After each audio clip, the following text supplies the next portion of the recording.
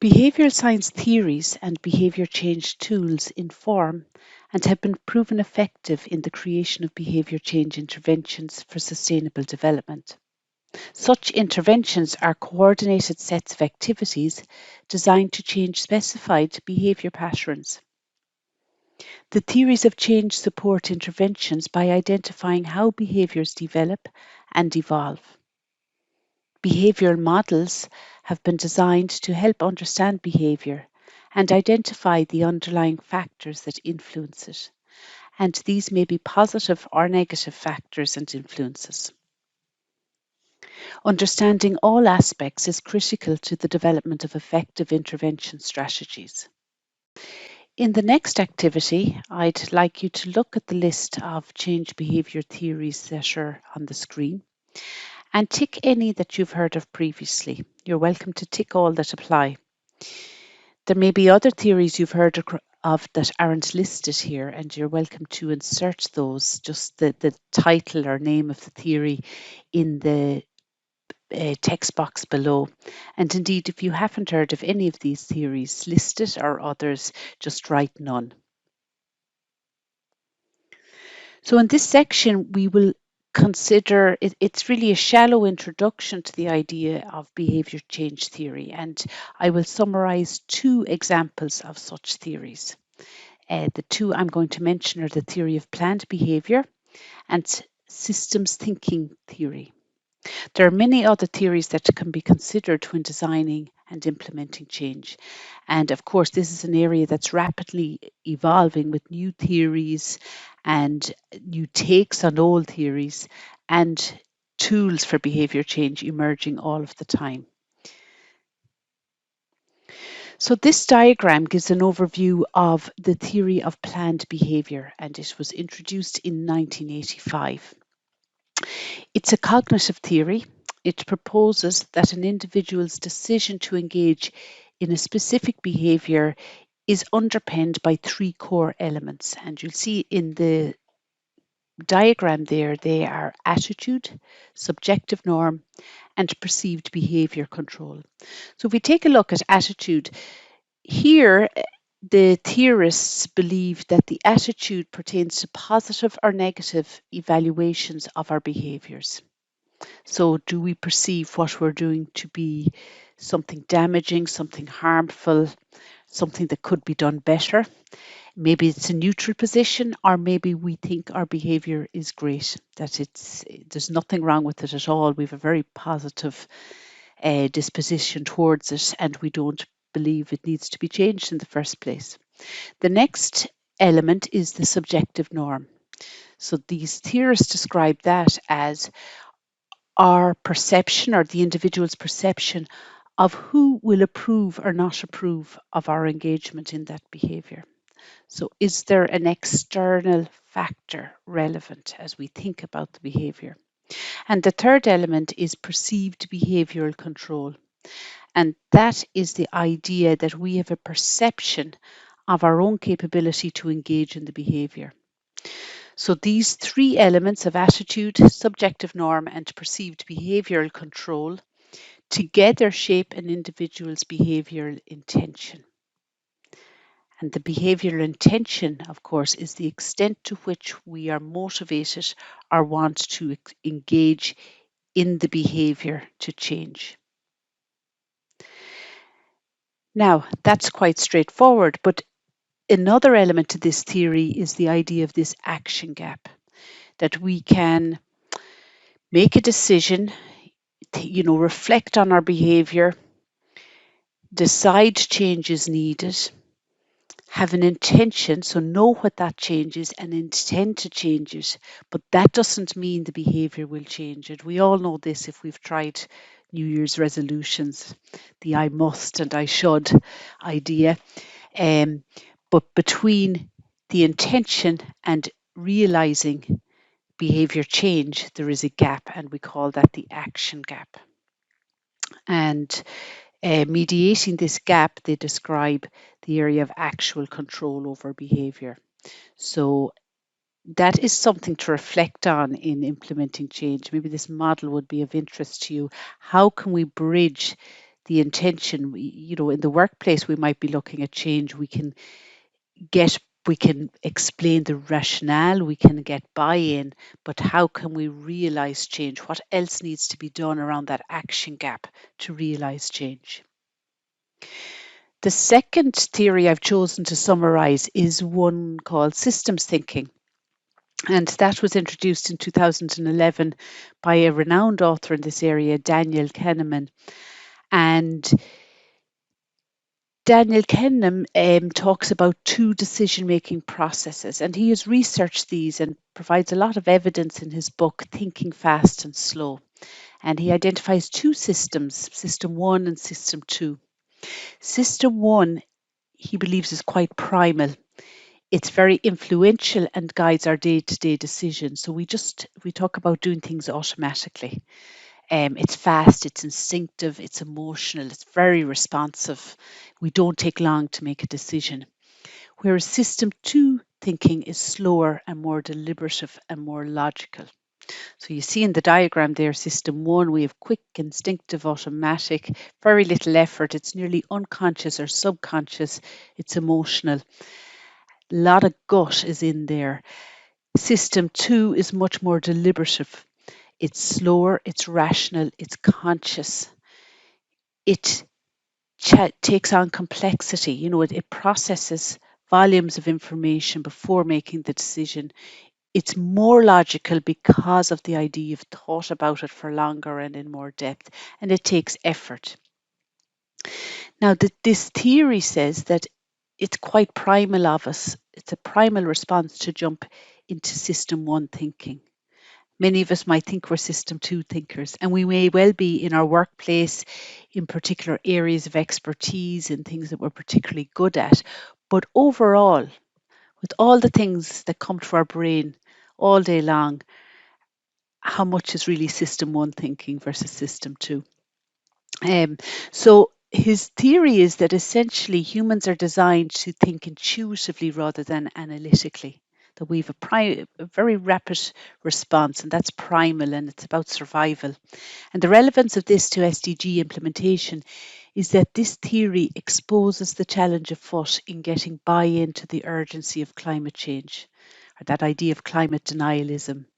The idea that we don't need to change our ways because technology is coming and it will save us. So we just keep on doing our thing. We're already busy. We're doing our best, and the solution will be got for others.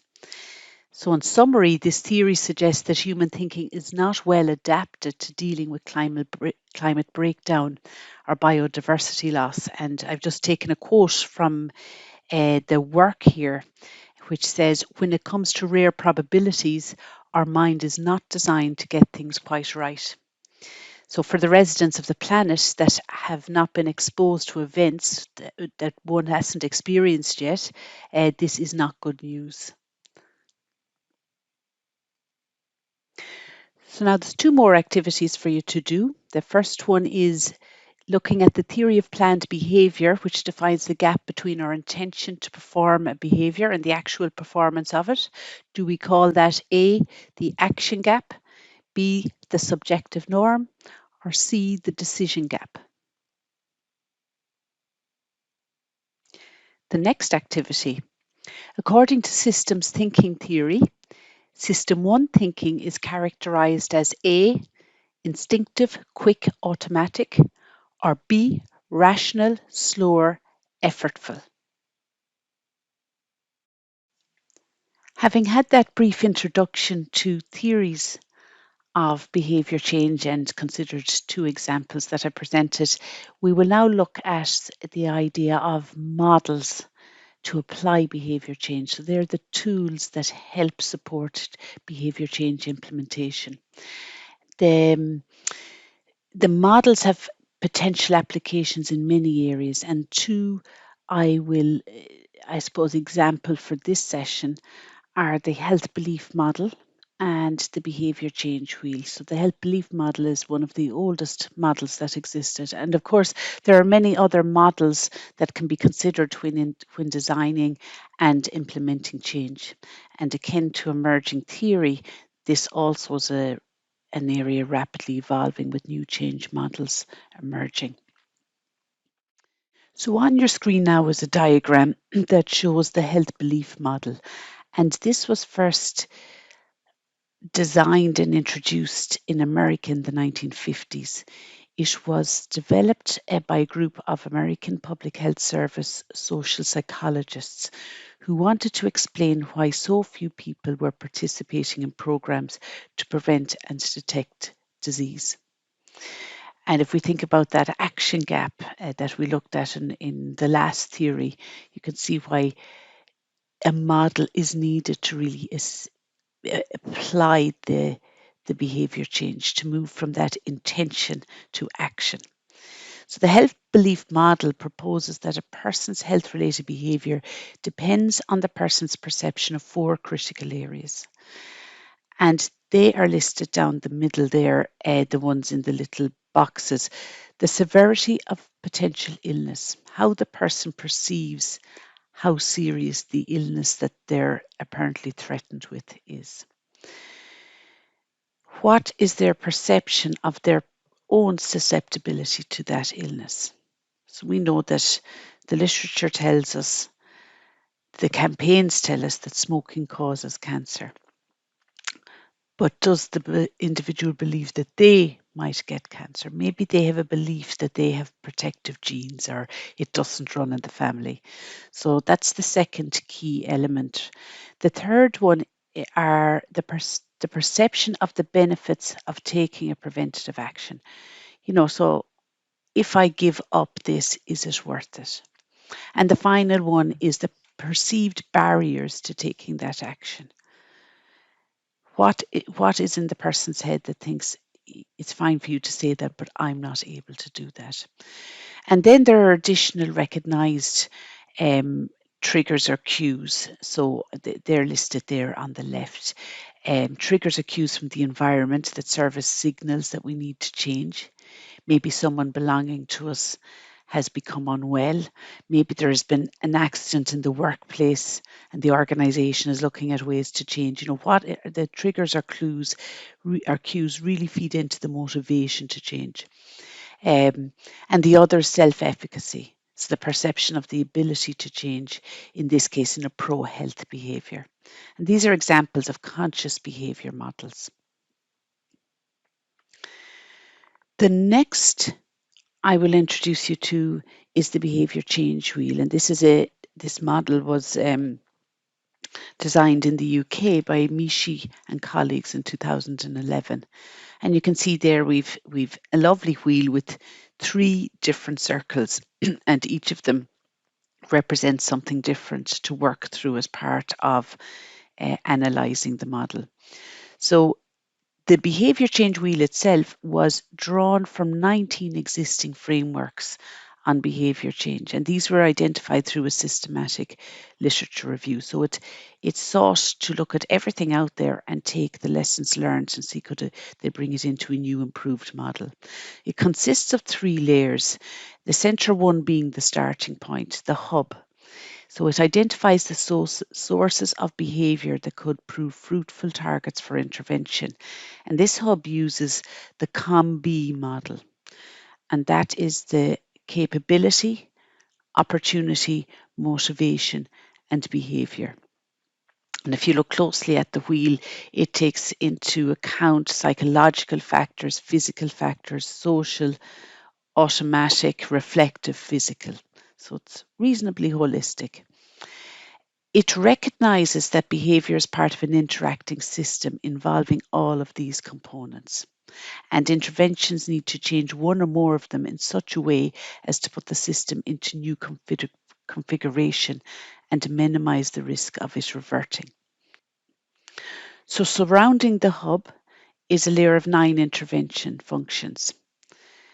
And these can be choose from based on the particular COM-B analysis that has been undertaken in that green zone. So depending on your findings there and what you think are the principal issues, you will then identify on the red wheel which will be helpful interventions or targets for interventions. So we've education, persuasion, coercion, training, enablement. There's a host of options there. And then we've the outer layer.